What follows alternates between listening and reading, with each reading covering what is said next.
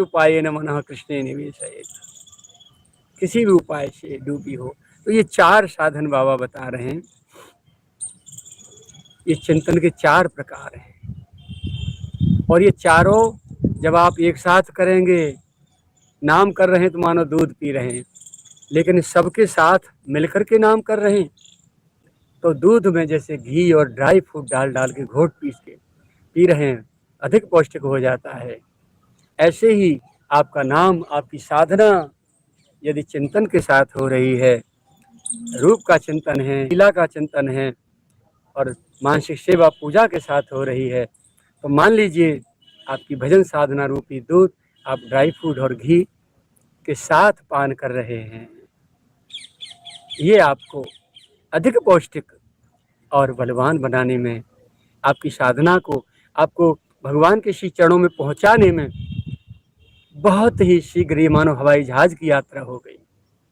मात्र नाम जप करना तो आप कार में बैठे हैं, लेकिन रूप का ध्यान, लीला का चिंतन और मानसिक सेवा पूजा के साथ साथ नाम कर रहे हैं, तो मान लीजिए आप अब जो है भगवान की ओर चल रहे हैं, तो हवाई जहाज की यात्रा हो गई, एरोप्लेन में बैठ गए। रेल में बॉम्बे पहुंचने में आपको 24 घंटे लगेंगे, लेकिन ये हवाई जहाज में बैठ गए तो मात्र 2 घंटे में पहुंच जाएंगे।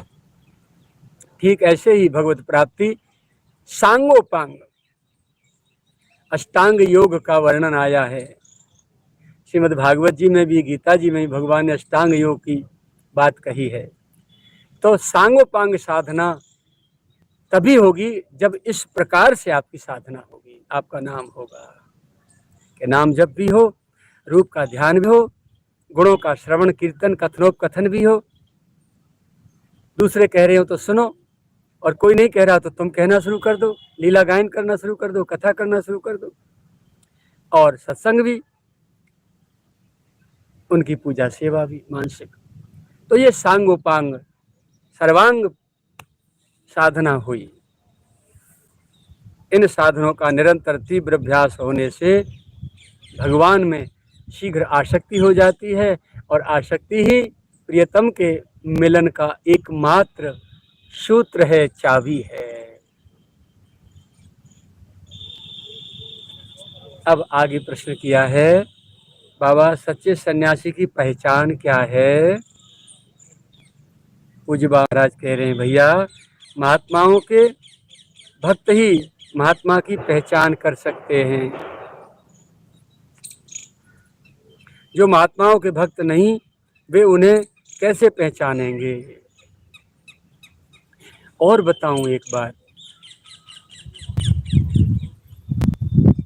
संत को कोई पहचान नहीं सकता, लेकिन निकटतम जो सेवक रह रहे हैं उनको देख करके, जैसे पुत्र को देख करके लोग पिता की याद कर लेते हैं ना, अरे लाला फलाने को बेटा है का,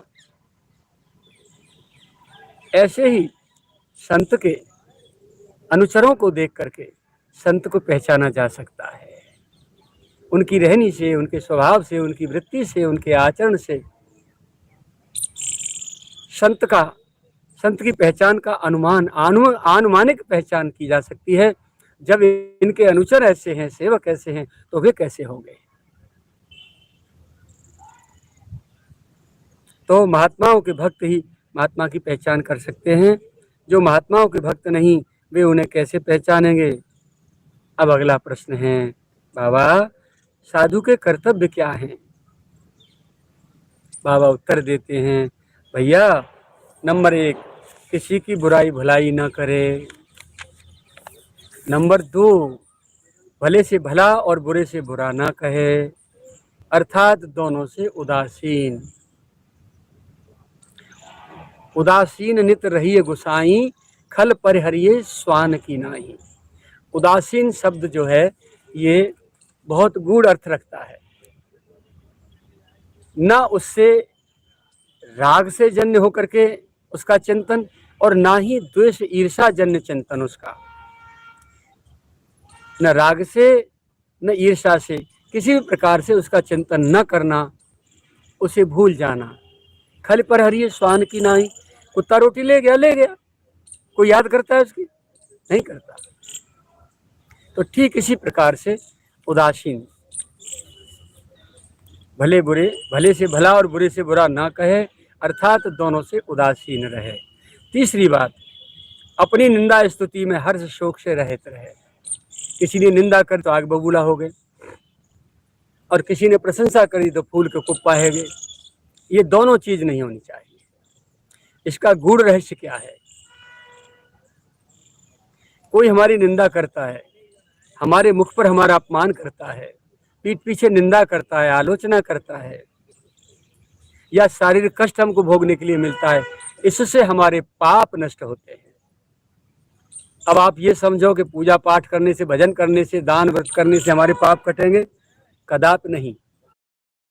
An emergency situation. This gigantic turtle monster is unleashing terrifying destruction upon its hometown of Seoul, rampaging with पाप कटेंगे?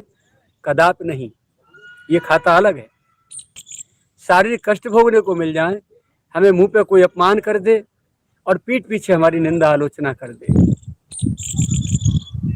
इससे हमारे पाप नष्ट हो जाएंगे। और पुण्य कैसे नष्ट होते हैं? कोई हमें दंडवत प्रणाम करके हमारा सम्मान कर दे, पीठ पीछे हमारी प्रशंसा कर दे, और हमें शारीरिक सुख भोगने के लिए मिल जाएं, इससे हमारे पुण्य क्षीण हो जाते हैं।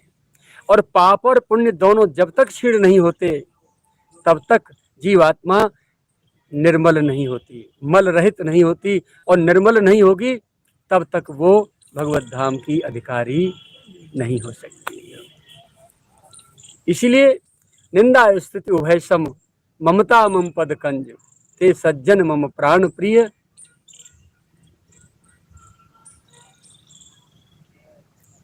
ऐसे सज्जन मुझे प्राण प्रिय हैं, निंदा स्तुति में जो समान रहते हैं,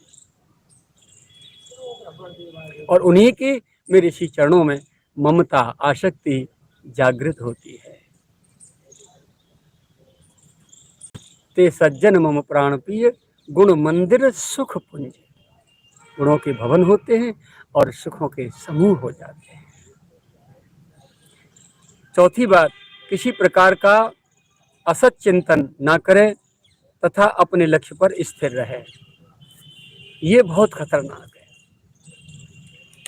शरीर से आप कुसंग से बच जाएंगे, नहीं बैठेंगे, पता है कि ये आदमी खराब है, गलत है, बेकारी है, नहीं बैठेंगे, और आप किवाड़ बंद करके एकांत में बैठ गए।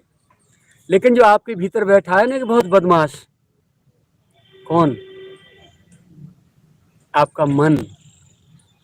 वो अकारण बिना किसी बात के नई नई कल्पना कर करके उल्टी सीधी चीजें ला के आपके सामने खड़ा करेगा, और खड़ा करके उसी पर चिंतन शुरू कर देगा। इसे व्यर्थ चिंतन कहते हैं, और ये बहुत ज्यादा खतरनाक होता है।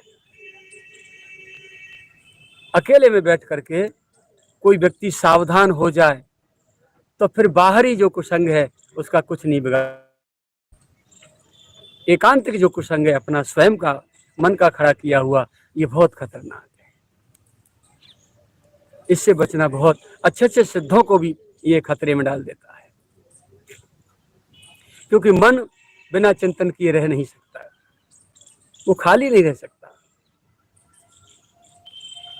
अब उसको पहले से सामग्री तैयार करके रखनी होगी, लिस्ट बना के दे दो उसको।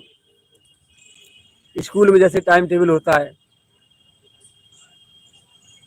30-30, 35-35 मिनट के घंटे होते हैं और हर विषय पढ़ाया जाता है, ऐसे ही क्रम से एक लिस्ट बना के उसे दे दी जाए शाम को सोने से पहले कि कल तुमको ये काम करना है, और उसी हिसाब से पूरे दिन शरीर से अपने सांसारिक क्रियाकलाप कामों को करते रहें, वाणी से भगवत नाम रखते रहें, और मन से उस लिस्ट के अनुसार मन को उस चिंतन में लगाए रखें।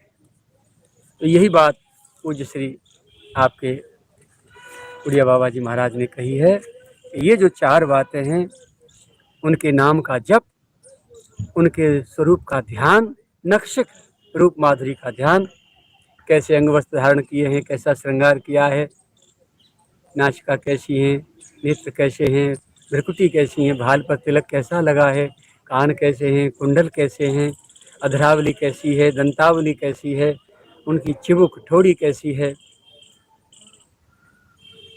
उनकी शंखाकार, शंख के आकार की ग्रीवा, गर्दन कैसी है, वक्षस्थल कैसा है, एक एक अंग श्री चरणों तक नक्श बार बार बार बार मानो नशैनी लगा दो और मन इसी में घूमता रहे। पूज्य बाबा महाराज ने ये नशैनी लगा दी। तो मन को शांत करने के लिए, और साधु का कर्तव्य क्या है? साधु कोई गृहस्थ व्रत नहीं होता, साधु स्वभाव का नाम है। भरत कहे महु साधु सयाने, किसी विशेष प्रकार के स्वभाव को साधु कहते हैं और किसी विशेष प्रकार के सद्गुणों से भरे हुए हृदय को संत कहते हैं। मानस में बाबा तुलसीदास जी ने जहां भी संत शब्द का उल्लेख किया है उसके तुरंत बाद हृदय लाए हैं। हृदय शब्द जरूर लिखा है। संत हृदय नवनीत समाना, संत हृदय जस निर्मल वारी, संत हृदय जस गतमत मोहा। तो यानी ये संकेत है उनका कि संत किसी शरीर का नाम नहीं, रूप रंग का नाम नहीं, स्त्री पुरुष का नाम नहीं, गरीब अमीर का नाम नहीं, किसी देश के वासी का नाम नहीं, पढ़े लिखे मूर्ख विद्वान का नाम नहीं। संत हृदय की एक स्थिति का नाम है, एक क्लास का नाम संत है।